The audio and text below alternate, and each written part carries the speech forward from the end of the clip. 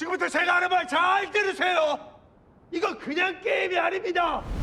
Squid Game is back with Season 2, and here at Collider we're taking a look at what made Season 1 unforgettable, from its unique concept to its gripping performances and haunting sets. A show like Squid Game demands a heavy lift from its actors.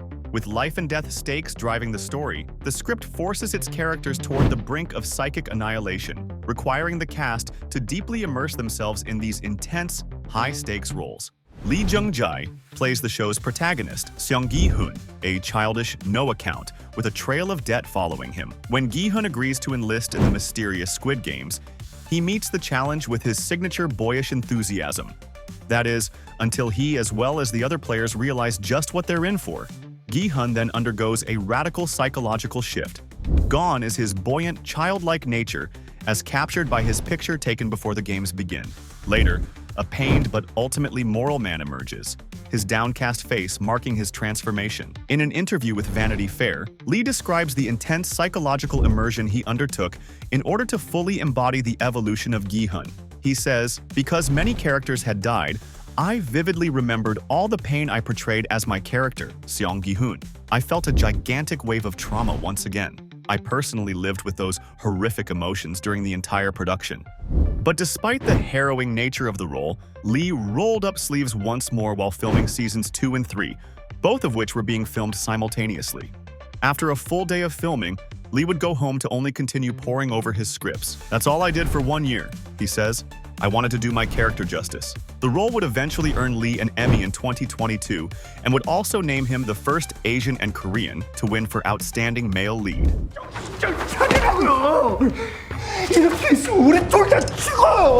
Another standout amongst the cast is Young Ho-yeon, who plays Kang Sae-byok, a North Korean defector and street thief who joins the games in order to get her younger brother out of an orphanage and her mother out of North Korea.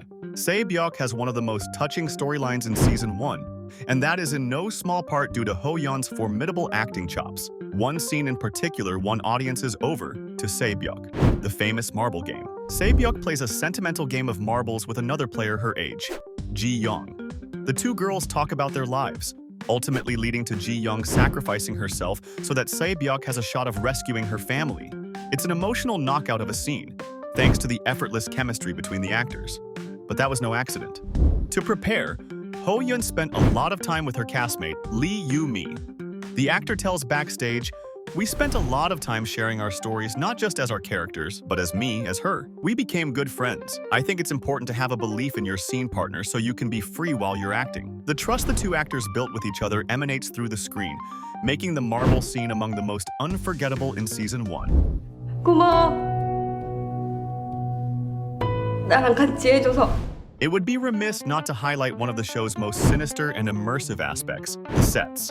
The very first to be revealed is a back alley playground for a game of red light, green light. A large, almost barren yard evokes a school playground. Its stark quality makes for an immediately unsettling feeling, further amplified by an enormous robotic doll in the form of a little girl who stands frozen at the far end of the yard. This robot will eventually pick off the players that are too slow to freeze or make it across the finish line.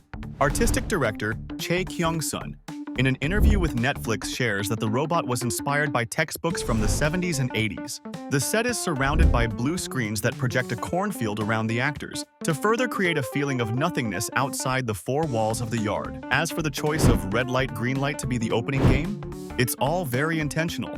Red light, green light is a universally recognized children's game, a perfect intro into the Squid Game's world for an international audience. Hwang, the director, felt it important to open with an image of a sea of players all dressed the same, making one indistinguishable from the other, scrambling en masse to the finish line.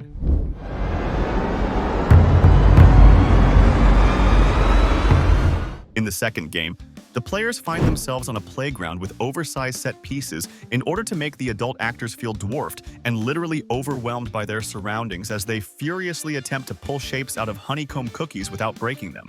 The uncanny sense of scale recalls both something familiar childhood and mixes it with something sinister looming doom, further amplified by the masked guards with loaded rifles that stand and watch over the desperate players.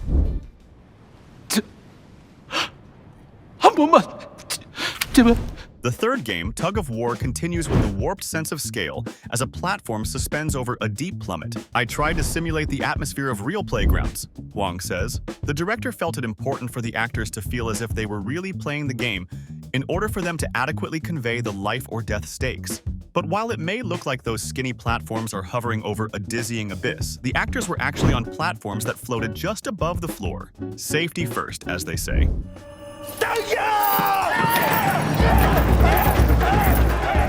The location of the marble scene takes a more realistic approach. The set is decked out with homes and alleyways, as influenced by typical South Korean neighborhoods from the 1970s and 80s.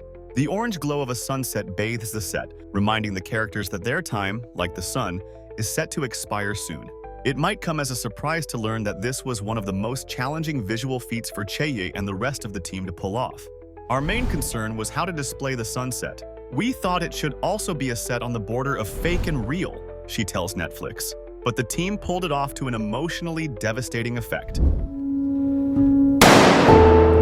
199번 탈락. The penultimate round is glass stepping stones set upon a terrifyingly high overpass.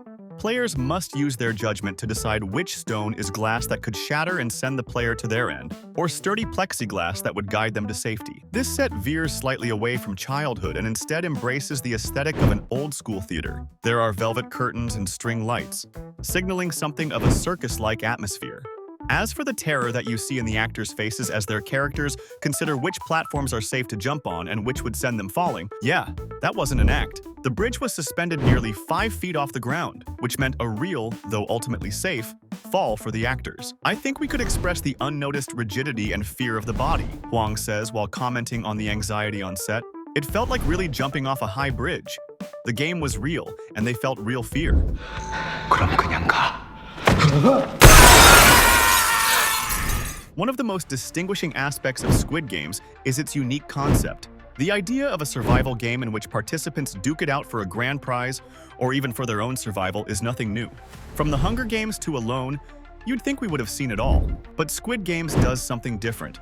It subverts beloved children's games into making them bloody, life and death battles, creating an especially disturbing juxtaposition between the innocence of childhood and the violence of the games. Squid Game's creator, Hwang Jung-hook, started putting his idea to paper in 2008 and originally imagined Squid Games as a film. In an interview with Netflix, Hwang detailed that because Squid Games had no previous models to draw from, he and his team had to imagine it from scratch, thus making the development process long, with lots of contemplation and meetings. It was hard to find a reference anywhere.